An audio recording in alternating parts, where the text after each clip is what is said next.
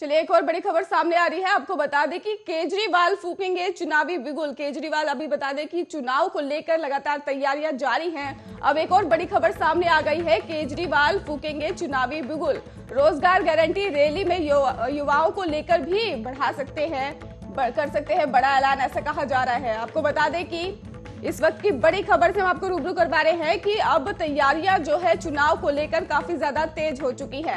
युवाओं को फोकस दिखाई दे रहा है कि केजरीवाल अब जो है फूकने जा रहे हैं चुनावी बिगुल। रोजगार गारंटी रैली करेंगे केजरीवाल। इस वक्त की बड़ी खबर से हम आपको रूबरू करवा रहे हैं।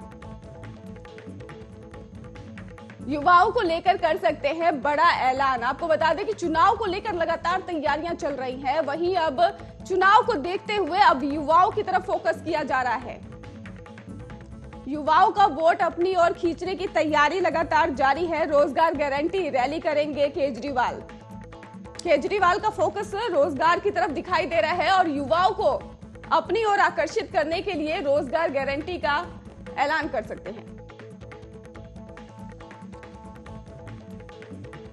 बता दें आपको कि केजरीवाल आज रैली करने जा रहे हैं। विधानसभा चुनाव नजदीक है, जिसको लेकर अब तैयारियां भी जोरों शोरों पर है। सभी पार्टियां अपनी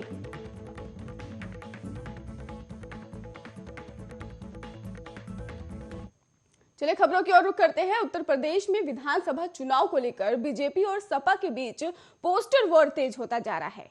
राजधानी लखनऊ की सड़कों पर बीजेपी ने ही फर्क साफ है कि नाम से ही पोस्टर लगाकर सपा सरकार के दौरान हुई घटनाओं का जिक्र किया है।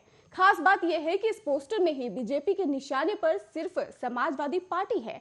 किसी भी पोस्टर में विपक्ष में शामिल बसपा और कांग्रेस का जिक्र नहीं है। और इसके साथ ही राजधानी लखनऊ में सड़कों पर चाहे वो मुख्यमंत्री आवास से शुरू हुआ लोहिया पथ हो या समता मुलक चौराहे से गोमती नगर जाने का रास्ता, ऐसे हर प्रमुख रास्ते और चौराहों पर लगे पोस्टर चर्चा का विषय बने हैं। पोस्टर में दो तस्वीरें हैं। एक तस्वीर ब्लैक एंड व्हाइट है, जिसके ऊपर लिखा है 2017 से पहले, और दूसरी तस्वीर रंगीन है या यूं कहा जाए भगवा रंग की है, जिसके ऊपर लिखा है 2017 के बाद। पोस्टर की दोनों तस्वीरों के नीचे लिखा है सोच ईमानदार, काम दमदार। बीच में उत्तर प्रदेश सरकार का राजकीय चिन्ह भी बना है। आपको बता दें कि चौराहों पर लगे पोस्टरों में एक पोस्टर में जलता पेट्रोल बम हाथ में लिए युवक नजर आ रहा है और जिस पर लिखा है दंगाइयों का खौफ, और दूसरी तस्वीर में वही युवक हाथ जोड़े खड़ा है और लिखा है मांग रहे हैं माफी। एक पोस्टर में सपा सरकार के भ्रष्टाचार का निशाना साधते हुए लिखा है सरकारी पैसे की होती है बंदरबाट, तो वही दूसरी में नवनिर्मित एक्सप्रेसवे की तस्वीर के ऊपर लिखा हुआ है कि सरकारी पैसा प्रदेश की तरक्की में खर्च होता है। महिलाओं से होने वाली छेड़खानी, सरकारी पैसे से होने वाले नाच गाने के कार्यक्रम और सरकारी पैसों की बंदरबाट में जैसी घटनाओं को ही दिखाने वाली तस्वीरों के साथ ये पोस्टर लखनऊ के चौराहों पर लगाए गए हैं।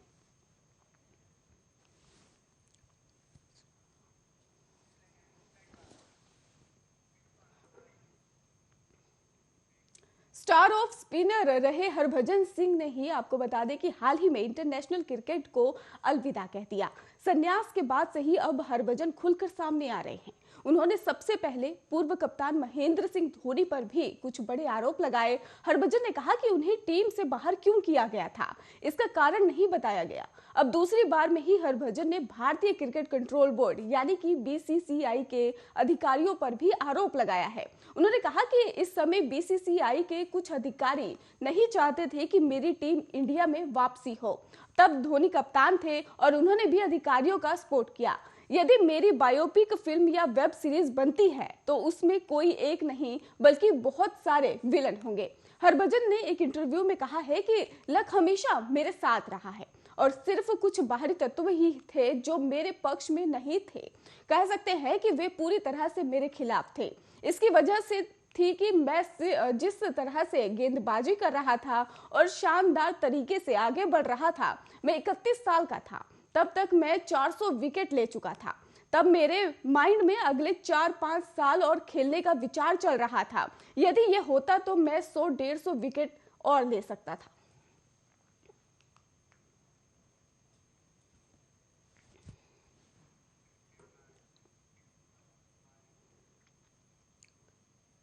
WWE universe champion Roman Reigns corona positive पाए गए हैं। इसके चलते वो WWE वीपीपी आपको बता दें कि पहले दिन ही ब्रॉक लेसनर के खिलाफ ही फाइट कर पाएंगे और रेंस के ही ट्वीट कर खुद के पॉजिटिव होने की जानकारी दी है।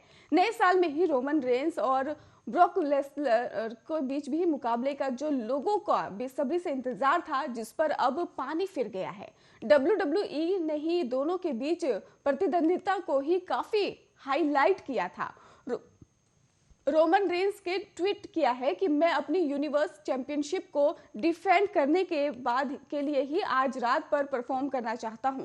हालांकि दुर्भाग्य से आज मैंने कोविड-19 के लिए सकारात्मक परीक्षण किया। उचित कोविड प्रोटोकॉल के कारण मैं मूल रूप से निर्धारित कार्यक्रम के अनुसार प्रतिशुद्धता में भी भाग नहीं ले सकूंगा। मैं जल्द से जल्द एक्शन में लौटने की उम्मीद करता हूं।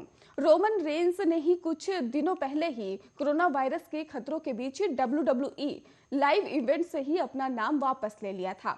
रोमन के इस नाम वापस लेने से ही द उसोज को ही जबरदस्त फायदा हुआ और टैग टीम चैंपियनशिप मुकाबले में उसोज ने ही रेंस की गैर मौजूदगी में ही विरोधियों को धूल चटा दी और चैंपियनशिप अपने नाम कर ली। WWE वर्तमान में ही कोरोना वायरस संबंधित समस्याओं से जूझ रहा है और इससे कई शो प्रभावित भी हुए हैं और इसमें मंडे नाइट रॉ भी शामिल है।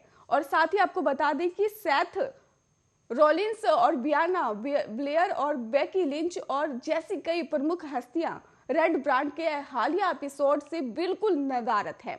और इसके साथ ही आपको बता देते हैं कि पूर्व WWE चैंपियन सेथ रॉलिंस ने भी कई दिनों पहले ही ट्वीट के माध्यम से ही बताया था कि उन्होंने कोरोना वायरस के लिए सकारात्मक परीक्षण किया है।